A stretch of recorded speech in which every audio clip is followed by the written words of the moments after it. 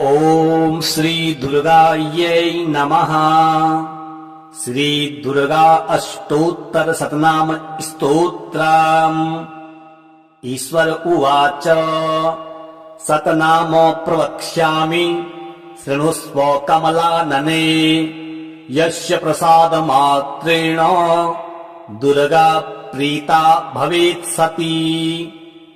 ॐ सती साध्वी भव प्रीता भवानी भव मोचनी। आर्या दुर्गा जया चाद्या त्रिनेत्रा शूलधारिणी। पिनाकधारिणी चित्रा चंद्रघंटा महातपा। मनोबुद्धिरहंकारा चित्तरूपा चिताचितिः। सर्वमंत्रमयी सत्ता सत्यानंद स्वरूपिणी। अनंता भाविनी भाव्या भव्या भव्या सदा गतिः। सांभवी देवमाता च चिंता रत्न प्रिया सदा। सर्वविद्या दक्ष कन्या दक्ष यज्ञ विनाशिनी। अपर्णानेक वर्णा च पाटला पाटलावती। पट्टांबर परिधाना कलमंजीर रंजिनी। अमेय विक्रमा क्रूरा सुंदरी सुर सुंदरी। वन दुर्गा च मातंगी मतंग मुनि पूजिता। ब्राह्मी माहेश्वरी चैन्द्री कौमारी वैष्णवी तथा। चामुंडा चैव वाराही लक्ष्मीश्च पुरुषाकृतिः। विमलोत्कर्षिणी ज्ञाना क्रिया नित्या च बुद्धिदा। बहुला बहुल प्रेमा सर्ववाहन वाहना। निशुंभ शुंभहननी महिषासुर मर्दिनी। मधुकैटभहंत्री च चंडमुंड विनाशिनी। सर्वासुर विनाशा च सर्वदानव घातिनी। सर्वशास्त्रमयी सत्या सर्वास्त्र धारिणी तथा। अनेक शस्त्र हस्ता च अनेकास्त्रस्य धारिणी। कुमारी चैत कन्या च कैशोरी युवती यतिः। अप्रौढ़ा चैव प्रौढ़ा च वृद्ध माता बलप्रदा। महोदरी मुक्तकेशी घोर रूपा महाबला। अग्निज्वाला रौद्रमुखी कालरात्रिस्तपस्विनी। नारायणी भद्रकाली विष्णुमाया जलोदरी। शिवदूती कराली च अनंता परमेश्वरी। कात्यायनी च सावित्री प्रत्यक्षा ब्रह्मवादिनी। य इदं प्रपठे नित्यं दुर्गा नाम शताष्टकम्। नासाध्यं विद्यते देवी त्रिषु लोकेषु पार्वती। धनं धान्यं सुतं जायां हयं हस्तिनमेव च। चतुर्वर्गं तथा चान्ते लभेन मुक्तिं च शाश्वतीम्। कुमारीं पूजयित्वा तु ध्यात्वा देवीं सुरेश्वरीं। पूजयेत परमा भक्त्या पठेत् नाम शताष्टकम्। तस्य सिद्धिर्भवेत् देवी सर्वैः राजानो दासतां यान्ति। राज्य श्रियमवाप्नुयात्। गोरोचना लक्तक कुङ्कुमेन सिन्दूरकर्पूरमधुत्रयेण विलिख्य यन्त्रम् विधिना विधिज्ञो भवेत् सदा धारयते पुरारिः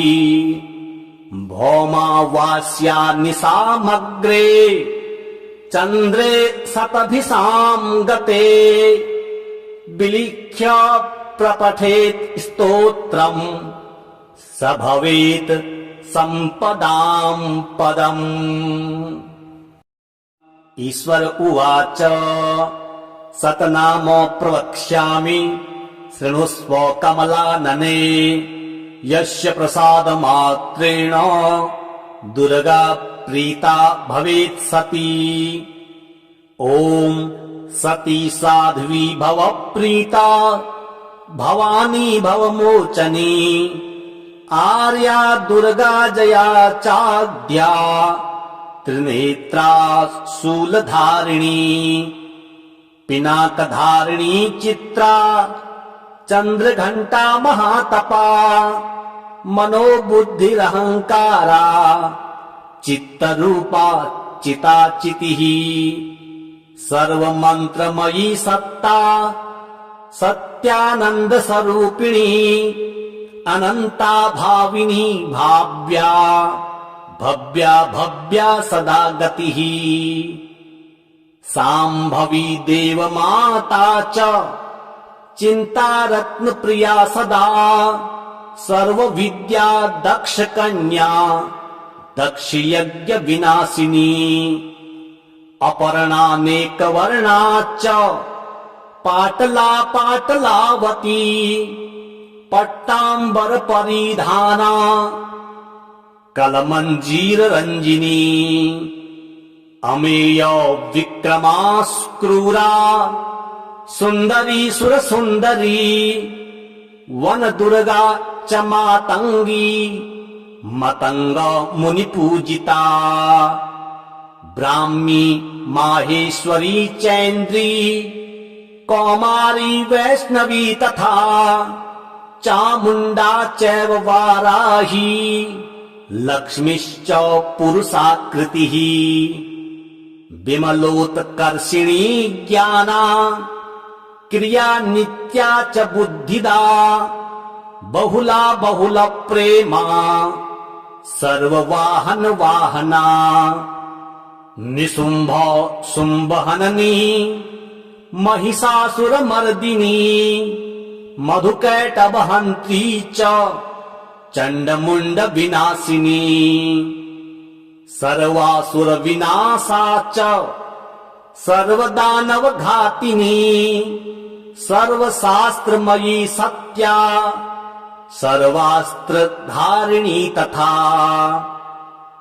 अनेकशस्त्रहस्ता च अनेकास्त्रस्य धारिणी कुमारी चैककन्या च कैसूरी युवती यतिः अप्रौढा चैव प्रौढा च वृद्धमाता बलप्रदा महोदरी मुक्तकेशी घोररूपा महाबला अग्निज्वाला रौद्रमुखी कालरात्रिस्तपस्विनी नारायणी भद्रकाली विष्णुमाया जलोदरी शिवदूती कराली च अनंता परमेश्वरी कात्यायनी च सावित्री प्रत्यक्षा ब्रह्मवादिनी य इदं प्रपठे नित्यम्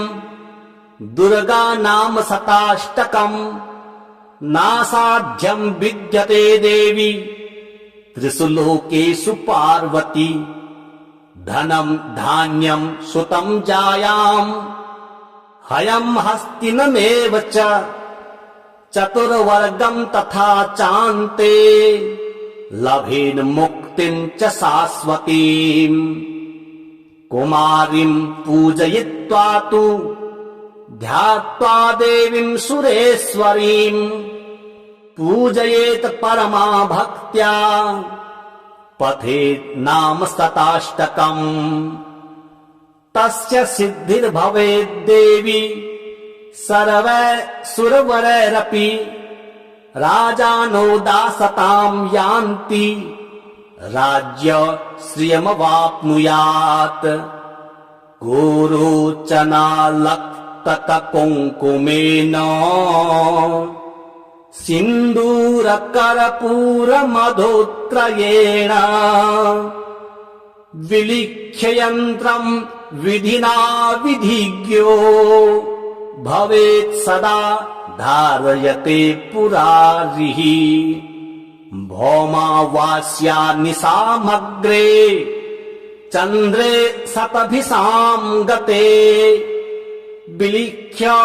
प्रपठेत् स्तोत्रम् स भवेत् सम्पदाम् पदम्। ईश्वर उवाच शतनाम प्रवक्ष्यामि शृणुष्व कमलानने यस्य प्रसादमात्रेण दुर्गा प्रीता भवेत् सती। ॐ सती साध्वी भव प्रीता भवानी भवमोचनी आर्या दुर्गा जया चाद्या त्रिनेत्रा शूलधारिणी पिनाकधारिणी चित्रा चन्द्रघण्टा महातपा मनोबुद्धिरहङ्कारा चित्तरूपा चिताचितिः सर्वमन्त्रमयी सत्ता सत्यानन्दस्वरूपिणी अनन्ता भाविनी भाव्या भव्या भव्या सदा गतिः साम्भवी देवमाता च चिन्तारत्नप्रिया सदा सर्वविद्या दक्षकन्या दक्षयज्ञविनाशिनी अपर्णानेकवर्णा च पाटला पाटलावती पट्टाम्बरपरिधाना कलमञ्जीररञ्जिनी अमेय विक्रमास्क्रूरा सुन्दरी सुरसुन्दरी वनदुर्गा च मातङ्गी मतङ्ग मुनिपूजिता ब्राह्मी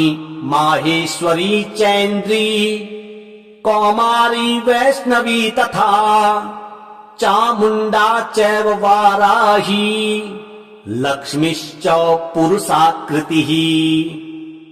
विमलोत्कर्षिणी ज्ञाना क्रिया नित्या च बुद्धिदा बहुला बहुल प्रेमा सर्ववाहन वाहना निशुम्भ शुम्भहननी महिषासुरमर्दिनी मधुकैटभहन्त्री च चण्डमुण्ड विनाशिनी सर्वासुर विनाशा च सर्वदानव घातिनी सर्वशास्त्रमयी सत्या सर्वास्त्रधारिणी तथा अनेक शस्त्रहस्ता च अनेकास्त्रस्य धारिणी कुमारी चैककन्या च कैसूरी युवती यतिः अप्रौढा चैव प्रौढा च वृद्धमाता बलप्रदा महोदरी मुक्तकेशी घोररूपा महाबला अग्निज्वाला रौद्रमुखी कालरात्रिस्तपस्विनी नारायणी भद्रकाली विष्णुमाया जलोदरी शिवदूती कराली च अनंता परमेश्वरी कात्यायनी च सावित्री प्रत्यक्षा ब्रह्मवादिनी य इदं प्रपठे नित्यम् दुर्गा नाम शताष्टकम् नासाध्यं विद्यते देवी त्रिषु लोकेषु पार्वती धनं धान्यं सुतं जायाम् हयं हस्तिनमेव च चतुर्वर्गं तथा चान्ते लभेन मुक्तिं च शाश्वतीम् कुमारीं पूजयित्वा तु ध्यात्वा देवीं सुरेश्वरीं पूजयेत परमा भक्त्या पठेत् नाम शताष्टकम् तस्य सिद्धिर्भवेत् देवी सर्वैः राजानो दासतां यान्ति राज्य श्रियमवाप्नुयात् गोरोचनालक्तककुङ्कुमेन सिन्दूरकर्पूरमधुत्रयेण विलिख्य यन्त्रम् विधिना विधिज्ञो भवेत् सदा धारयते पुरारिः भौमावास्या निशामग्रे चन्द्रे शतभिषां गते विलिख्य प्रपठेत् स्तोत्रम् स भवेत् सम्पदां पदम्। ईश्वर उवाच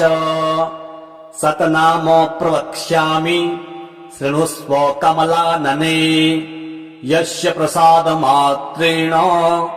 दुर्गा प्रीता भवेत् सती। ॐ सती साध्वी भव प्रीता भवानी भवमोचनी आर्या दुर्गा जया चाद्या त्रिनेत्रा शूलधारिणी पिनाकधारिणी चित्रा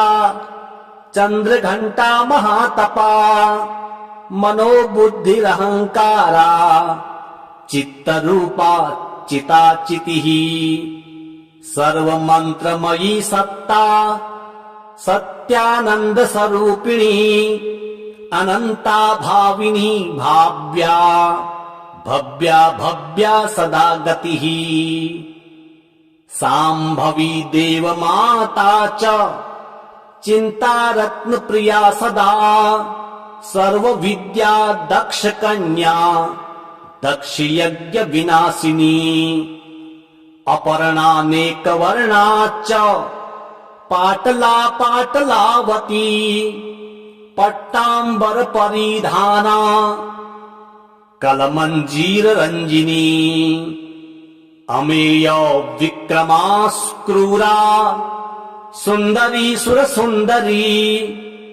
वन दुर्गा च मातङ्गी मतंग मुनिपूजिता ब्राह्मी माहेश्वरी चैन्द्री कौमारी वैष्णवी तथा चामुण्डा चैव वाराही लक्ष्मीश्च पुरुषाकृतिः विमलोत्कर्षिणी ज्ञाना क्रिया नित्या च बुद्धिदा बहुला बहुल प्रेमा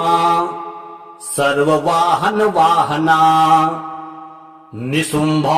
शुम्भहननी महिषासुरमर्दिनी मधुकैटभहन्त्री च चण्डमुण्ड विनाशिनी सर्वासुर विनाशा च सर्वदानव घातिनी सर्वशास्त्रमयी सत्या सर्वास्त्रधारिणी तथा अनेक शस्त्रहस्ता च अनेकास्त्रस्य धारिणी कुमारी चैककन्या च कैसूरी युवती यतिः अप्रौढा चैव प्रौढा च वृद्धमाता बलप्रदा महोदरी मुक्तकेशी घोररूपा महाबला अग्निज्वाला रौद्रमुखी कालरात्रिस्तपस्विनी नारायणी भद्रकाली विष्णुमाया जलोदरी शिवदूती कराली च अनंता परमेश्वरी कात्यायनी च सावित्री प्रत्यक्षा ब्रह्मवादिनी य इदं प्रपठे नित्यं दुर्गा नाम शताष्टकं नासाध्यं विद्यते देवी त्रिषु लोकेषु पार्वती धनं धान्यं सुतं जायां हयं हस्तिनमेव च चतुर्वर्गं तथा चान्ते लभेन मुक्तिं च शाश्वतीम् कुमारीं पूजयित्वा तु ध्यात्वा देवीं सुरेश्वरीं पूजयेत परमा भक्त्या पठेत् नाम शताष्टकम् तस्य सिद्धिर्भवेत् देवी सर्वैः राजानो दासतां यान्ति राज्य श्रियमवाप्नुयात् गोरोचनालक्तककुङ्कुमेन सिन्दूरकर्पूरमधुत्रयेण विलिख्य यन्त्रं विधिना विधिज्ञो भवेत् सदा धारयते पुरारिः भौमावास्या निशामग्रे चन्द्रे शतभिषां गते विलिख्य प्रपठेत् स्तोत्रम् स भवेत् सम्पदां पदम्। ईश्वर उवाच शतनाम प्रवक्ष्यामि शृणुष्व कमलानने यस्य प्रसादमात्रेण दुर्गा प्रीता भवेत् सती ॐ सती साध्वी भव प्रीता भवानी भवमोचनी आर्या दुर्गा जया चाद्या त्रिनेत्रा शूलधारिणी पिनाकधारिणी चित्रा चंद्रघंटा महातपा मनोबुद्धिरहंकारा चित्तरूपा चिताचितिः सर्वमंत्रमयी सत्ता सत्यानंद स्वरूपिणी अनंता भाविनी भाव्या भव्या भव्या सदा गतिः सांभवी देवमाता च चिंता रत्न प्रिया सदा सर्व विद्या दक्ष कन्या दक्ष यज्ञ विनाशिनी अपर्णानेक वर्णा च पाटला पाटलावती पट्टांबर परिधाना कलमंजीर रंजिनी अमेय विक्रमास्क्रूरा सुंदरी सुर सुंदरी वन दुर्गा च मातंगी मतंग मुनि पूजिता ब्राह्मी माहेश्वरी चैन्द्री कौमारी वैष्णवी तथा चामुंडा चैव वाराही लक्ष्मीश्च पुरुषाकृतिः विमलोत्कर्षिणी ज्ञाना क्रिया नित्या च बुद्धिदा बहुला बहुल प्रेमा सर्ववाहन वाहना निशुंभ शुंभहननी महिषासुरमर्दिनी मधुकैटभहन्त्री च चंडमुंड विनाशिनी सर्वासुर विनाशा च सर्वदानव घातिनी सर्वशास्त्रमयी सत्या सर्वास्त्र धारिणी तथा अनेक शस्त्र हस्ता च अनेकास्त्रस्य धारिणी कुमारी चैक कन्या च कैसूरी युवती यतिः अप्रौढ़ा चैव प्रौढ़ा च वृद्ध माता बलप्रदा महोदरी मुक्तकेशी घोर रूपा महाबला अग्निज्वाला रौद्रमुखी कालरात्रिस्तपस्विनी नारायणी भद्रकाली विष्णुमाया जलोदरी शिवदूती कराली च अनंता परमेश्वरी कात्यायनी च सावित्री प्रत्यक्षा ब्रह्मवादिनी य इदं प्रपठे नित्यं दुर्गा नाम शताष्टकम् नासाध्यं विद्यते देवी त्रिषु लोकेषु पार्वती धनं धान्यं सुतं जायाम् हयं हस्तिनमेव च चतुर्वर्गं तथा चान्ते लभेन मुक्तिं च शाश्वतीम् कुमारीं पूजयित्वा तु ध्यात्वा देवीं सुरेश्वरीं पूजयेत परमा भक्त्या पठेत् नाम शताष्टकम् तस्य सिद्धिर्भवेत् देवी सर्वैः राजानो दासतां यान्ति राज्य श्रियमवाप्नुयात् गोरोचनालक्तककुङ्कुमेन सिन्दूरकर्पूरमधुत्रयेण विलिख्य यन्त्रं विधिना विधिज्ञो भवेत् सदा धारयते पुरारिः भौमावास्या निशामग्रे चन्द्रे शतभिसां गते विलिख्य प्रपठेत् स्तोत्रम् स भवेत् सम्पदां पदम्। ईश्वर उवाच शतनाम प्रवक्ष्यामि शृणुष्व कमलानने यस्य प्रसादमात्रेण दुर्गा प्रीता भवेत् सती ॐ सती साध्वी भव प्रीता भवानी भवमोचनी आर्या दुर्गा जया चाद्या त्रिनेत्रा शूलधारिणी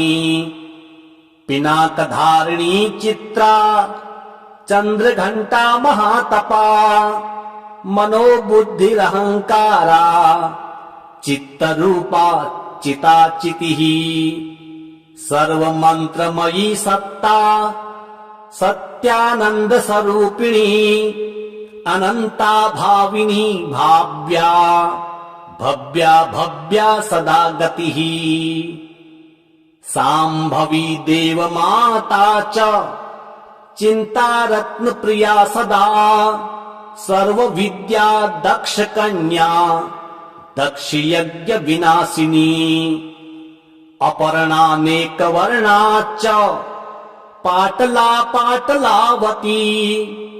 पट्टांबर परिधाना कलमंजीर रंजिनी अमेय विक्रमास्क्रूरा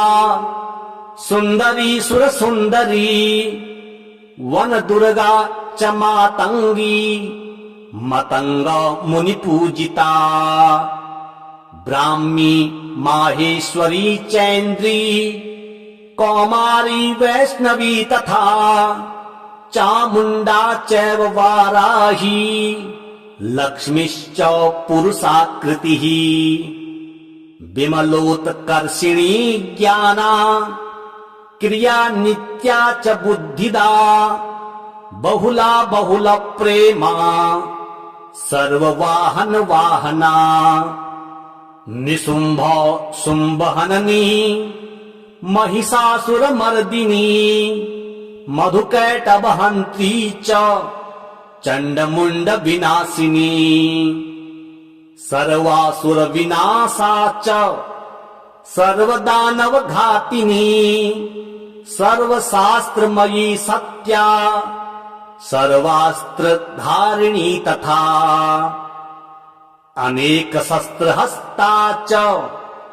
अनेकास्त्रस्य धारिणी कुमारी चैककन्या च कैशोरी युवती यतिः अप्रौढा चैव प्रौढा च वृद्धमाता बलप्रदा महोदरी मुक्तकेशी घोररूपा महाबला अग्निज्वाला रौद्रमुखी कालरात्रिस्तपस्विनी नारायणी भद्रकाली विष्णुमाया जलोदरी शिवदूती कराली च अनंता परमेश्वरी कात्यायनी च सावित्री प्रत्यक्षा ब्रह्मवादिनी य इदं प्रपठे नित्यम् दुर्गा नाम शताष्टकम् नासाध्यं विद्यते देवी त्रिषु लोकेषु पार्वती धनं धान्यं सुतं जायाम् हयं हस्तिनमेव च चतुर्वर्गं तथा चान्ते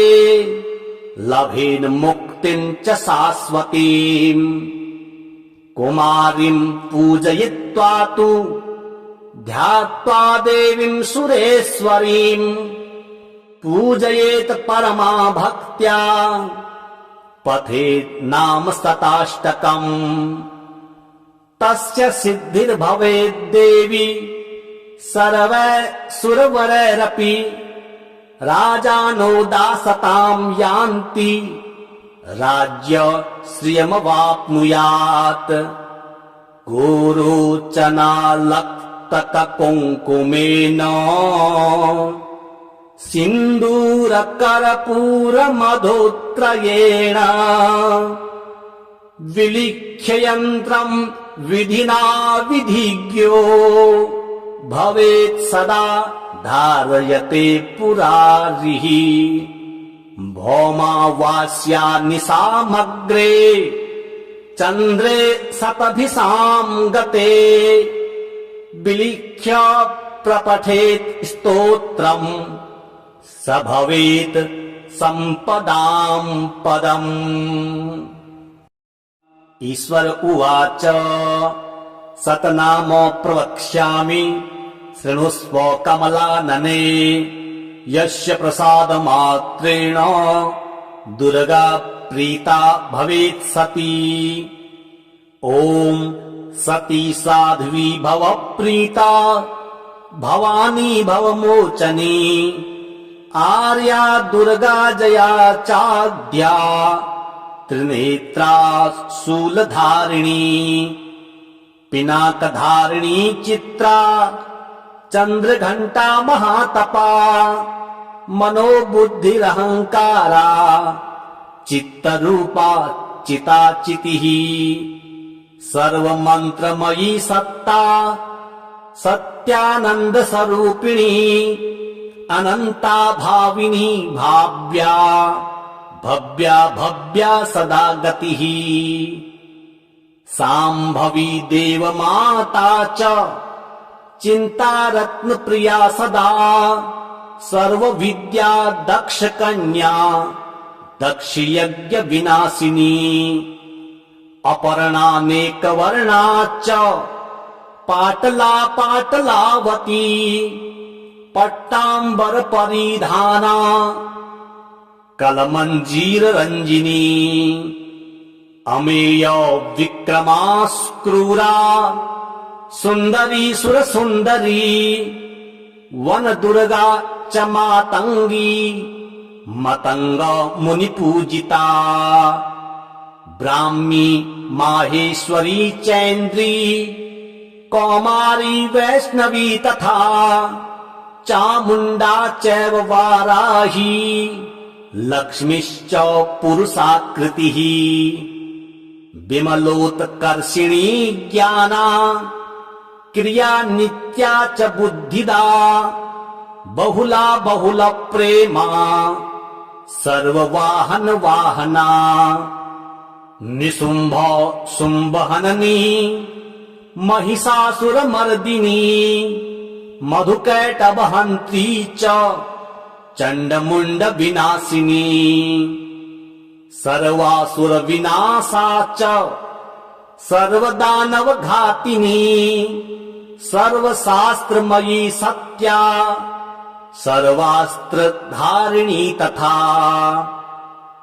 अनेक शस्त्रहस्ता च अनेकास्त्रस्य धारिणी कुमारी चैककन्या च कैसूरी युवती यतिः अप्रौढा चैव प्रौढा च वृद्धमाता बलप्रदा महोदरी मुक्तकेशी घोररूपा महाबला अग्निज्वाला रौद्रमुखी कालरात्रिस्तपस्विनी नारायणी भद्रकाली विष्णुमाया जलोदरी शिवदूती कराली च अनंता परमेश्वरी कात्यायनी च सावित्री प्रत्यक्षा ब्रह्मवादिनी य इदं प्रपठे नित्यं दुर्गा नाम शताष्टकं नासाध्यं विद्यते देवी त्रिषु लोकेषु पार्वती धनं धान्यं सुतं जायां हयं हस्तिनमेव च चतुर्वर्गं तथा चान्ते लभेन मुक्तिं च शाश्वतीम् कुमारीं पूजयित्वा तु ध्यात्वा देवीं सुरेश्वरीं पूजयेत परमा भक्त्या पठेत् नाम शताष्टकम् तस्य सिद्धिर्भवेत् देवी सर्वैः राजानो दासतां यान्ति राज्य श्रियमवाप्नुयात् गोरोचनालक्तककुङ्कुमेन सिन्दूरकर्पूरमधुत्रयेण विलिख्य यन्त्रं विधिना विधिज्ञो भवेत् सदा धारयते पुरारिः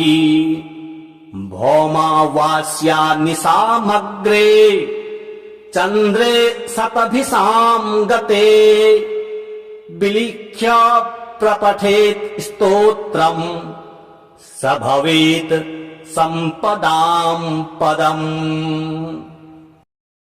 ईश्वर उवाच शतनाम प्रवक्ष्यामि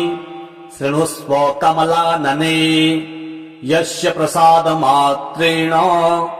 दुर्गा प्रीता भवेत् सती ॐ सती साध्वी भव प्रीता भवानी भवमोचनी आर्या दुर्गा जया चाद्या त्रिनेत्रा शूलधारिणी पिनाकधारिणी चित्रा चंद्रघंटा महातपा मनोबुद्धिरहंकारा चित्तरूपा चिताचितिः सर्वमंत्रमयी सत्ता सत्यानंद स्वरूपिणी अनंता भाविनी भाव्या भव्या भव्या सदा गतिः सांभवी देवमाता च चिंता रत्न प्रिया सदा सर्व विद्या दक्ष कन्या दक्ष यज्ञ विनाशिनी अपर्णानेक वर्णा च पाटला पाटलावती पट्टांबर परिधाना कलमंजीर रंजिनी अमेय विक्रमास्क्रूरा सुंदरी सुर सुंदरी वन दुर्गा च मातंगी मतंग मुनि पूजिता ब्राह्मी माहेश्वरी चैन्द्री कौमारी वैष्णवी तथा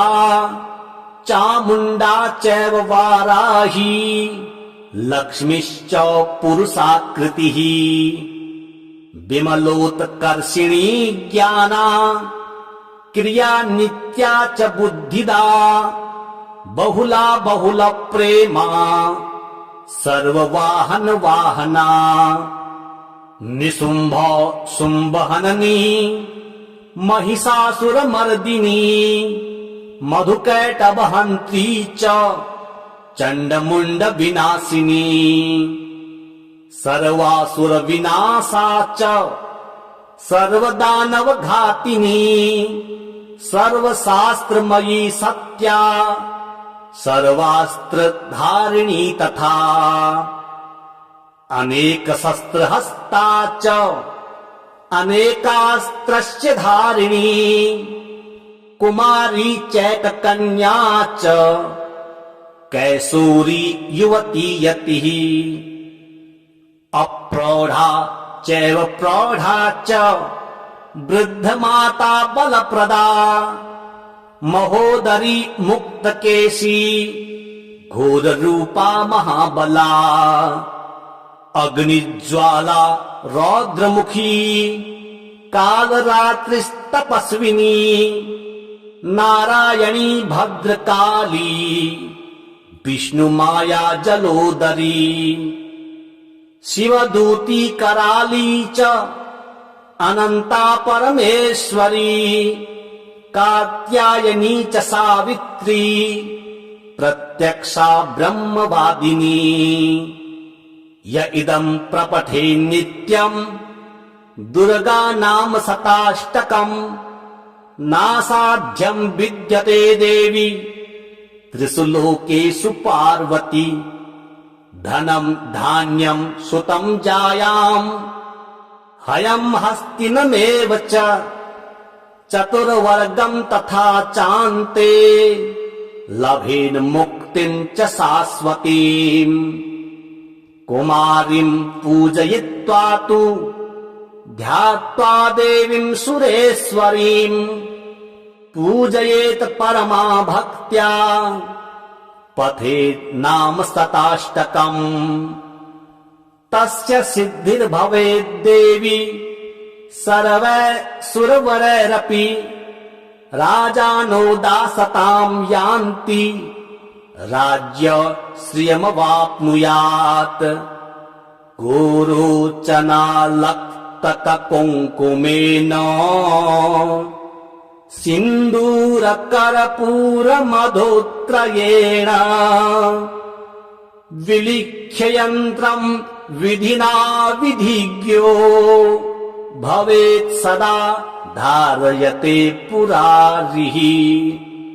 भौमावास्या निशामग्रे चन्द्रे शतभिषां गते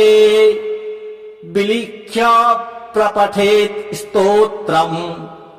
स भवेत् सम्पदां पदम्। ईश्वर उवाच शतनाम प्रवक्ष्यामि शृणुष्व कमलानने यस्य प्रसादमात्रेण दुर्गा प्रीता भवेत् सती ॐ सती साध्वी भव प्रीता भवानी भवमोचनी आर्या दुर्गा जया चाद्या त्रिनेत्रा शूलधारिणी पिनाकधारिणी चित्रा चंद्रघंटा महातपा मनोबुद्धिरहंकारा चित्तरूपा चिताचितिः सर्वमंत्रमयी सत्ता सत्यानंद स्वरूपिणी